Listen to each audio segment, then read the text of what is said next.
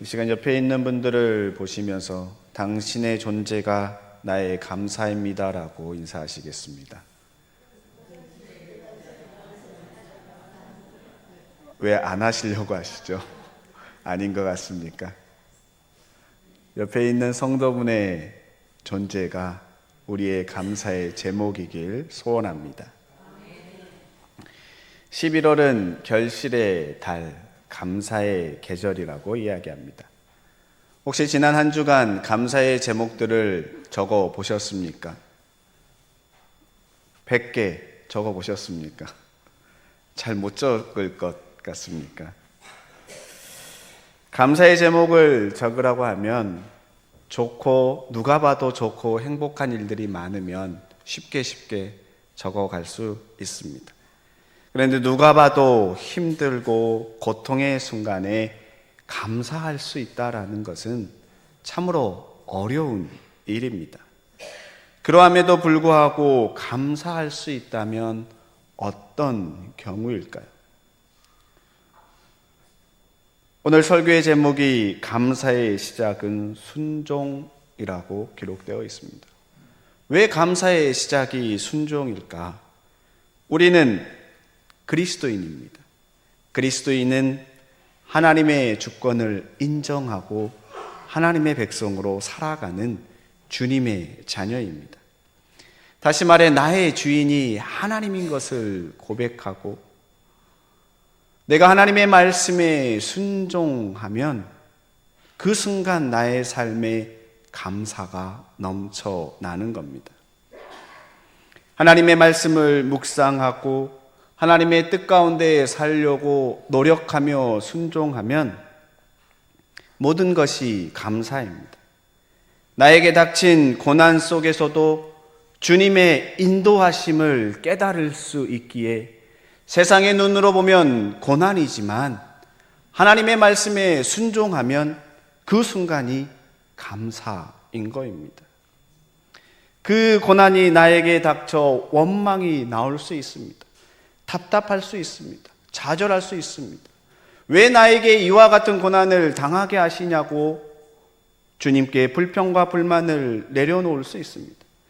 하지만 기도하며 주님을 깊이 만나고 하나님의 말씀을 묵상하면 그 순간 주님께서 나를 왜 겪게 하셨는지 깨닫게 되기 때문에 감사입니다. 왜냐하면 하나님은 실수가 없으신 분이기 때문입니다. 우리가 잘 아는 성 다미안 신부의 일화입니다. 하와이 말로카이 섬에서 한생병, 흔히 말한 문둥병 환자를 돌보며 사역하다가 본인도 동일한 질병에 걸리게 됩니다. 그 순간 그가 했던 고백이 이제 나는 그들의 고통을 더 잘 이해할 수 있게 되었습니다. 이제 나는 그들의 고통을 직접 체험하면서 그들과 완전히 하나가 될 수 있습니다. 한생병 환자들을 향하여 여러분이라 하지 않고 이제 우리라 할 수 있어서 감사합니다라고 고백합니다. 어떻게 주님의 명을 받아 주님을 섬긴다면서 한생병을 섬기는데 그 병이 나에게 걸렸을 때 원망과 불평이 아니라 이와 같은 감사의 고백을 할 수 있을까?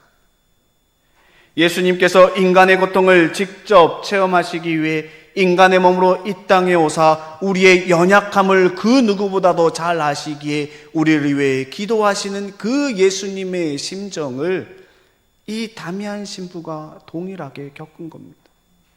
내가 한생병 환자가 아니면 저 고통을 어찌 이해할 수 있을까? 이해할 수 있어 감사하다라는 것. 예수님을 닮아가고 예수님의 길을 걸을 수 있음에 감사할 수 있다라는 겁니다. 세상의 눈으로는 이해할 수 없는 일입니다. 사랑하는 성도 여러분, 내가 찾는 감사의 제목이 무엇입니까? 남들이 부러워할 만한 일이 있어서 꼭 감사하는 것은 누구나 할 수 있습니다.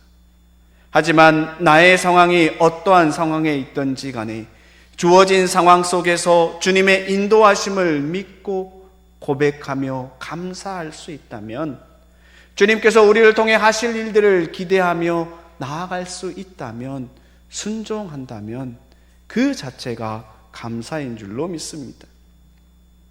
오늘 본문의 말씀을 통해서 순종이 왜 감사의 시작인지, 그 이유를 알고 우리의 삶 속에 감사가 넘쳐나는 봉산의 성도님들 되시기를 축원합니다. 먼저 구약 민수기 말씀입니다. 20장 1절에 시작하기를 첫째 달에라고 시작합니다. 이 첫째 달이 언제인가 보면 이스라엘 백성들을 향하여 하나님께서 출애굽하면서 모세를 통하여 지금이 첫째 달이라 라고 명한 달이 첫째 달입니다. 그래서 우리가 첫째 달 해서 우리가 알고 있는 달력의 1월이 아니라 그 달력으로 굳이 따지면 3월에서 4월 정도 됩니다. 출애굽기 12장 2절에 출애굽을 준비하며 주님께서 정한 첫째 달입니다. 그럼 언제 첫째 달인가? 성경을 읽어보면 출애굽한 후 40년이 흘른 첫째 달인 걸 알 수 있습니다. 민수기 13장에 보면 출애굽을 하고 얼마 지나지 않아 오늘 본문에 나온 가데스에 이스라엘 백성이 도착합니다. 하나님께서 주시기로 약속하신 가나안 땅이 바로 저 앞에 있어서 가나안 땅으로 정탐꾼 12명을 보냅니다. 그 정탐꾼 12명이 가나안을 정탐하고 와서 보고를 하는데, 우리가 잘 알다시피 갈렙과 여호수아를 제외한 나머지 정탐꾼들이 저 땅이 좋기는 한데 사람들이 너무나 크고 성읍이 너무나 커서 갈 수가 없다라고 이야기합니다.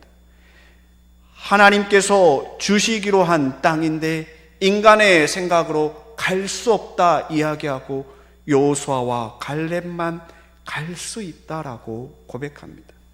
그래서 하나님께서 이스라엘 백성들을 향하여 갈렙과 여호수아 외에는 그 땅에 들어갈 수 없다라고 말씀하시면서 민수기 14장 33절과 34절에 너희의 자녀들은 너희 반역한 죄를 지고 너희의 시체가 광야에서 소멸되기까지 40년을 광야에서 방황하는 자가 되리라.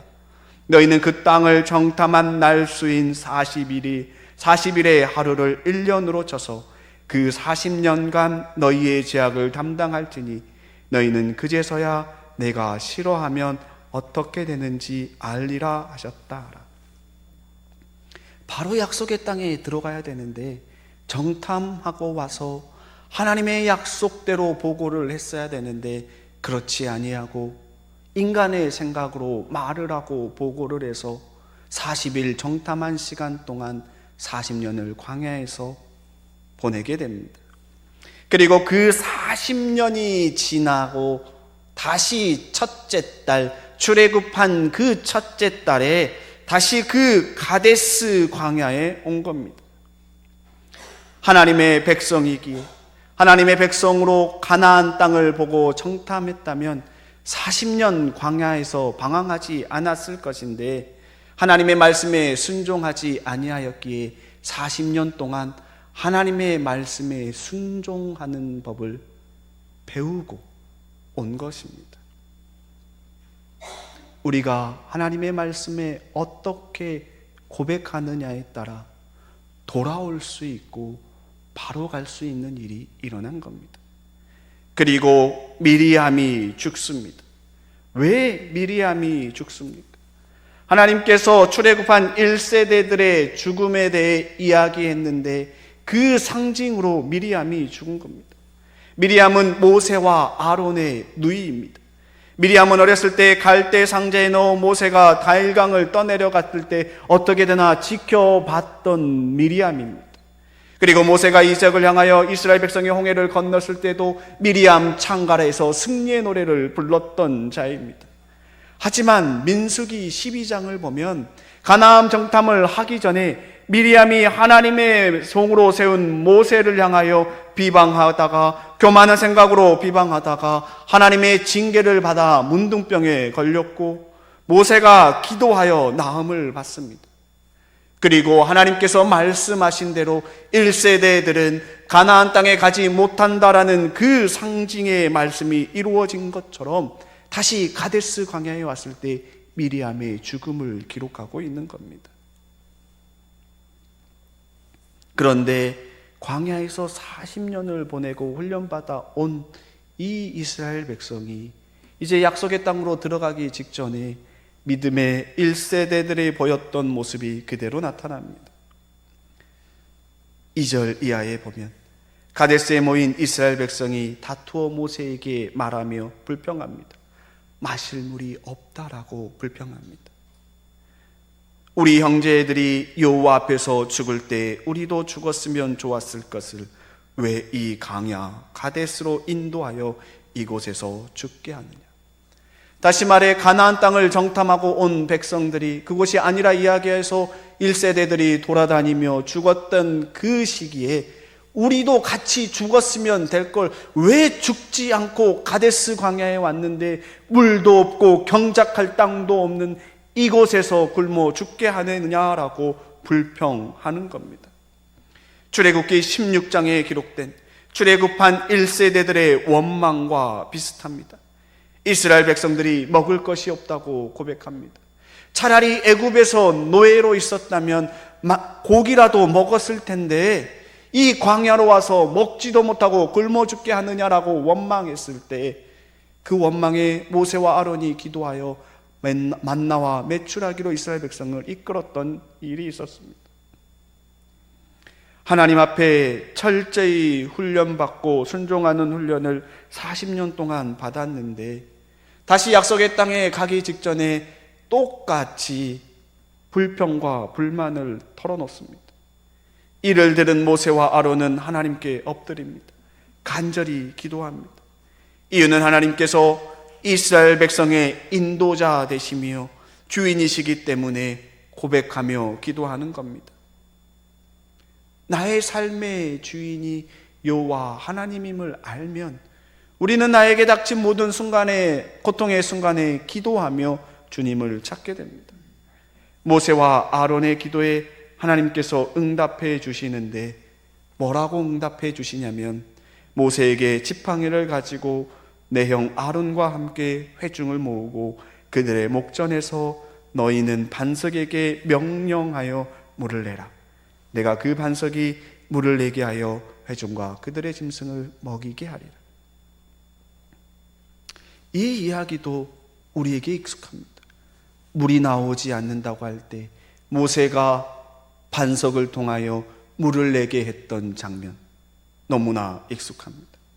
출애굽기 17장 6절에 동일한 일이 일어납니다. 출애굽 1세대들이 했던 이야기. 내가 호렙산에 있는 그 반석 위에 거기서 내 앞에 서리니 너는 그 반석을 치라. 그것에서 물이 나오리라. 백성이 마시리라. 모세가 이스라엘 장로들의 목전에서 그대로 행하니라. 다시 말해 출애굽 17장에 기록된 출애굽 1세대들의 불평, 먹을 물, 마실 물이 없다고 했을 때 반석에서 모세가 하나님 앞에 기도해서 반석을 2번 쳤을 때 물이 나와 이스라엘 백성들이 먹었던 일들이 지금 동일하게 가데스 광야에게 일어납니다. 그런데 우리가 주의해야 할 것은 지금은 그때와 상황이 완전히 다릅니다. 1세대들은 광야에서 생활해야 하기 때문에 모세를 따라야만 했던 겁니다. 그래서 하나님께서 모세를 통하여 그들을 따를 수 있게끔 하기 위해 모세의 지팡이를 2번 쳐서 바위에서 만석에서 물이 나오게 했다면 지금은 이스라엘 백성들이 40년 동안 광야를 돌면서 하나님 앞에 순종하는 훈련을 했기 때문에 철저히 하나님 앞에 순종해야만 하는 순간입니다. 그래서 하나님께서 모세에게 반석을 치란 얘기는 하지 않았습니다. 반석을 명하여 물을 내라고 이야기한 겁니다. 그래서 17장, 조금 어려울 수 있지만 17장, 출애굽기 17장에 쓰인 반석과 오늘 본문에 쓰인 반석을 히브리 원어로 보면 다릅니다. 출애굽기 17장은 추루라고 해서 거대한 단단한 반석을 이야기하고 민수기 오늘 말씀에 기록된 반석은 바위는 셀라라고 해서 반석이지만 갈라진 틈이 있는 반석입니다. 그래서 과거에는 1세대들에게는 지팡이를 쳐서 물을 내라고 했지만 지금은 그냥 지팡이를 들고 가서 반석에게 명하여 물을 내라라고 이야기합니다. 다시 말해 이스라엘 백성들을 모으고 반석에게 물을 내라라고 명령만 하면 됐던 상황인 겁니다. 그런데 모세는 그렇게 하지 않았습니다. 본문 10절 하반부터 보면 우리가 너희를 위하여 이 반석에서 물을 내라 하고 모세가 그의 손을 들어 그의 지팡이로 반석을 2번 치니 물이 많이 솟아나오므로 회중과 그들의 짐승이 마시니라. 과거에 했던 행동 그대로 익숙하게 바위를 2번 친 겁니다. 이를 두고 하나님께서는 모세에게 불순종했다라고 이야기합니다. 12절에 하나님께서 모세와 아론에게 너희가 나를 믿지 아니하고 이스라엘 자손의 목전에서 내 거룩함을 나타내지 아니한 거로 너희는 이 회중을 내가 그들에게 준 땅으로 인도하여 드리지 못하리라. 아무것도 아닌 것 같은데 아주 작은 것이지만 하나님의 말씀에 온전히 순종하느냐 아니면 하나님의 말씀을 듣고 이전에 했던 것이 이러하기 때문에 그냥 그렇게 하느냐에 따라 완전히 다른 결과를 가져온 겁니다. 지금 이스라엘 백성은 약속의 땅으로 들어가기 전에 하나님의 말씀에 순종하지 아니하고 하나님의 말씀에 순종하면서 갈 수 있다라는 보고를 해야 되는데 그들의 입술이 그들의 말이 인간의 생각을 고백한 순간 하나님을 거역한 순간 40년을 훈련받고 와서 이제 온전히 순종해서 들어가는 일만 남았는데 거기서 모세가 자신을 드러내는 행동을 한 겁니다. 그래서 민수기 10장 하반부에 보면 아론이 죽고 또 약속의 땅 들어가기 직전에 모세가 죽고 하나님께서 갈 수 있다 고백했던 여호수아를 통해 약속의 땅으로 들어가게 하십니다. 사랑하는 성도 여러분, 모세가 결정적으로 하나님의 말씀에 불순종한 이유는 무엇입니까? 이전에 이렇게 했으니까 이렇게 해도 된다라는 생각입니다. 하나님의 의도를 정확하게 알지 못하고 범한 불순종의 죄입니다. 오늘을 살아가는 우리도 이와 같은 실수와 잘못을 끊임없이 반복합니다. 매 순간 하나님께 기도하며 하나님의 말씀에 순종하며 주님께서 오늘 이 시대에 지금 우리를 통하여 봉산교회를 통하여 하시고자 하는 일이 무엇인지 묻고 기도하며 나아가야 하는데 이전에 이랬으니까 라는 반복을 계속 하는 잘못을 범하기도 합니다. 깨어 기도해야 되는데 하나님 지금 우리에게 필요한 것이 무엇입니까?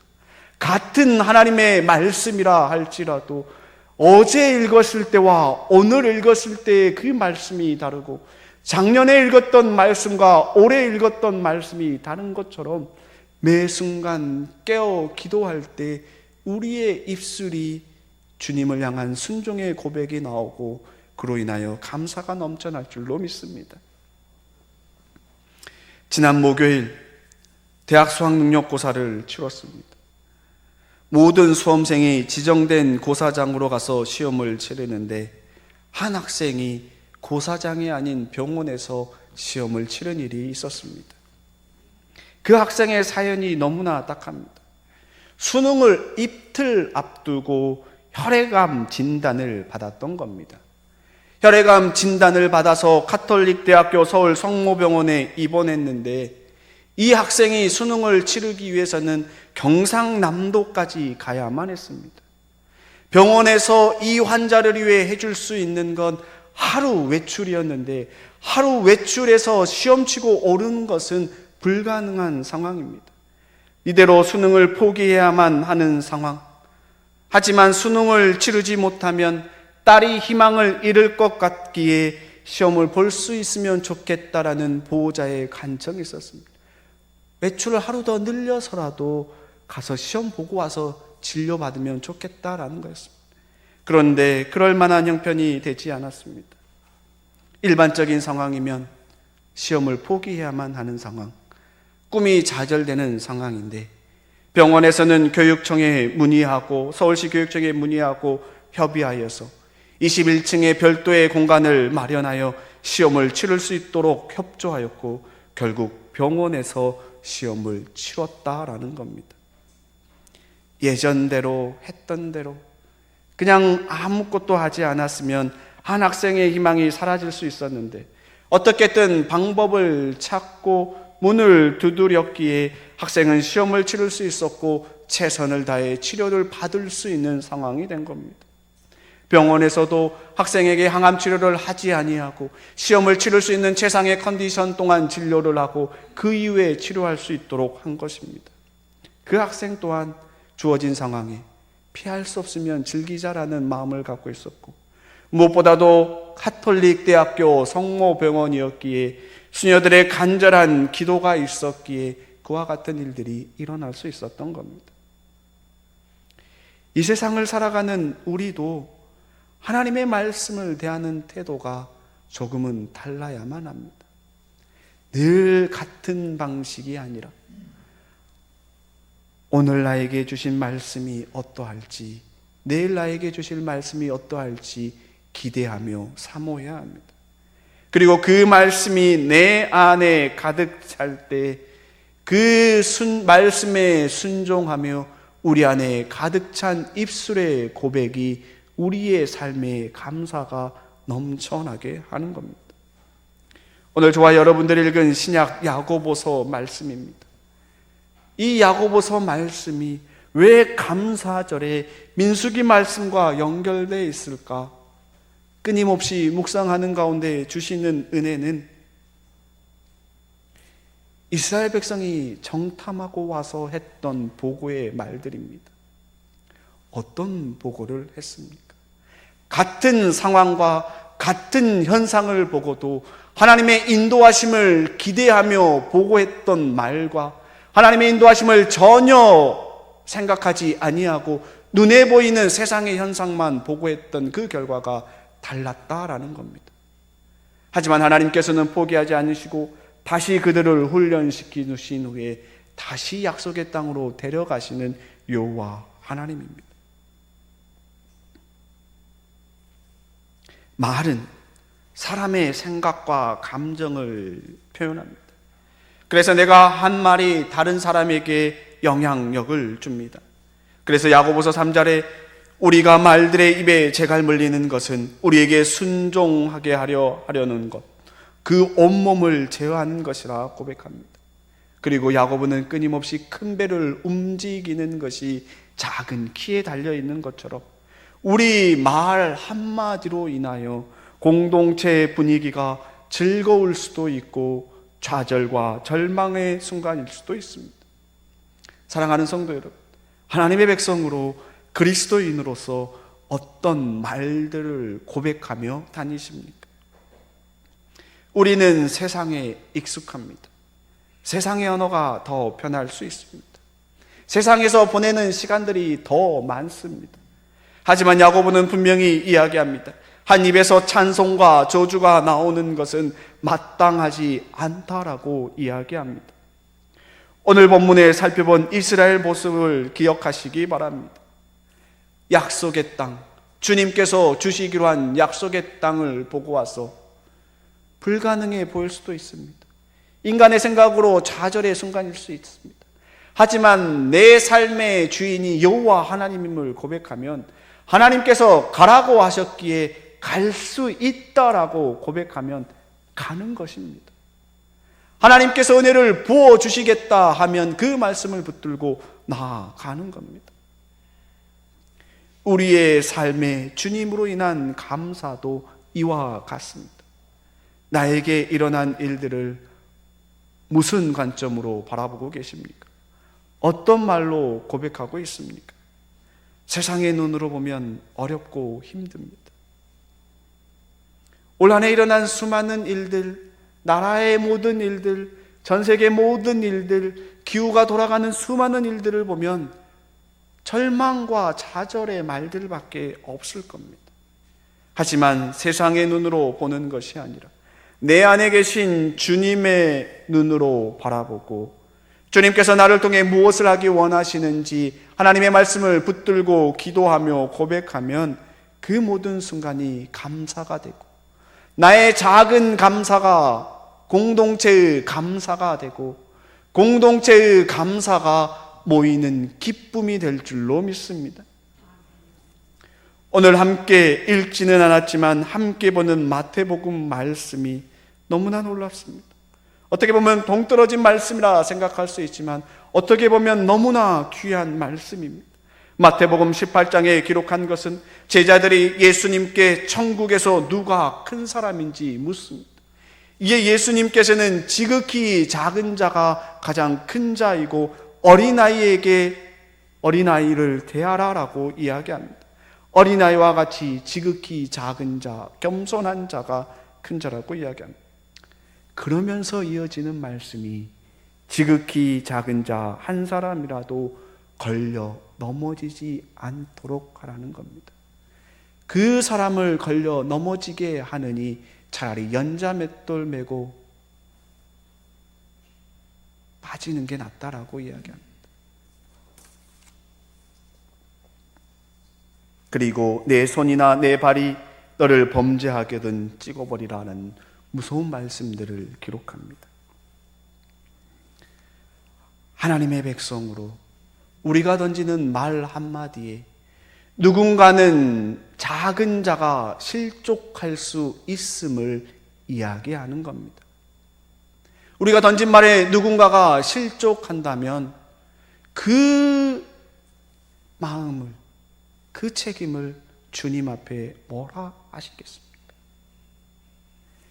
그리스도인이 하나님 앞에 드려야 할 것은 내 안에 성령이 가득하고 하나님의 말씀이 가득하고 그로 인하여 기도하며 모든 걸 주님의 관점으로 바라보는 겁니다. 오늘은 추수감사절입니다. 한 해를 돌아보며 감사의 제목들이 넘쳐나고 주님께 감사의 고백들이 많아야 하는데 그렇지 못한 해도 있습니다. 그 어떤 해보다 다른 수많은 교회들의 이야기를 들어보면 그 어떤 해보다 추수 수확물이 적다라고 이야기합니다. 너무나 무더웠고 경제가 너무나 힘이 들고 삶이 너무나 어렵다라고 고백합니다. 그 와중에 감사의 제목을 찾으려 하니까 너무나 힘이 듭니다. 그런데 생각을 바꿔서 내 삶의 주인이 하나님임을 고백하면 그 모든 것이 감사의 제목이 됩니다. 힘든 순간 주님께서 왜 나로 하여금 이 길을 겪게 하셨는지, 주님이 왜 나로 하여금 이 순간 이곳에 있게 하는지, 왜 주님께서 나로 하여금 저 사람을 만나게 하셨는지 그 모든 걸 깨닫기 때문에 감사의 제목이 되는 겁니다. 그래서 감사의 시작은 순종이고 하나님의 말씀에 순종하며 하나님의 말씀이 내 안에 가득할 때 그 가득한 감사의 제목이 우리의 입술로 고백되어져야만 합니다. 저주가 아니라 축복의 말씀이 우리의 입에 고백되어져야 합니다. 세상의 눈으로 나의 삶을 바라보는 것이 아니라 신앙의 눈으로 주님의 감점으로 나의 삶을 보면 불평과 불만이 감사와 은혜로 바뀝니다. 억지로 감사의 제목을 찾는 것이 작은 훈련일 수 있지만 그보다 더 중요한 것은 내 삶의 주인이 여호와 하나님임을 고백하는 겁니다.